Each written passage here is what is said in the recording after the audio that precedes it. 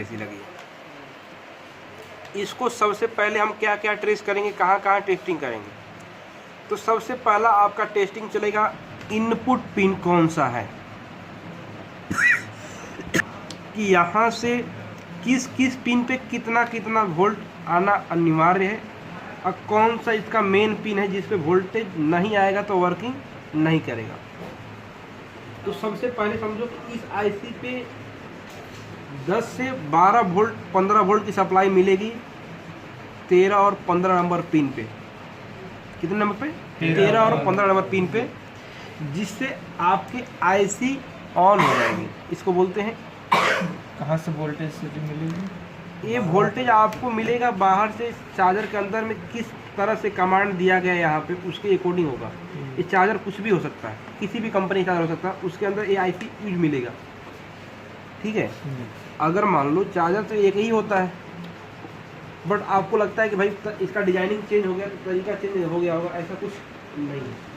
सबका basic fundamental same है, but थोड़ा सा डिजाइनिंग चेंज करना ज़रूरी है। जैसे आप समझो 15 और 13 नंबर पे वोल्टेज जो आएगा आपका सिंपल कहाँ से आएगा, तो यहाँ पे एक थर्मिस्टर लगा होगा, थर्मिस्टर के थ्रू यहाँ पे जीनर लगा है, जीनर के थ्रू यहाँ पे वोल्टेज आपका आएगा, 12 वोल्ट की सप्लाई आईसी पे इन हो जाएगा। कहाँ से? स्टार्टिंग करंट से वोल्टेज लेगा और आईसी इन हो जाएगी। अब ये आईसी पे वोल्टेज आपका इन होगा, फिर इस पर बहुत सारा काम है। ये 16 पिन जो आईसी है इसका अलग अलग कार्य है। जैसे हमने जब वोल्टेज इसी के अंदर दिया, तो अब आपको सबसे पहले इसके अंदर देखना है कि हमारा वोल्टेज इन होने के बाद आउटपुट हो रहा है कि नहीं हो रहा है, क्योंकि इन और आउट आपका मेन है। तो इन हुआ तो आउटपुट पिन चेक करने के लिए सबसे पहले कहाँ चेक करोगे आप? 11 और 14 नंबर पिन पे। भूल गए हो क्या? ओके। तो अब इस पे अगर आउटपुट सप्लाई या 3-3.5 वोल्ट के समथिंग आएगा या 5 वोल्ट के समथिंग आएगा, ठीक है।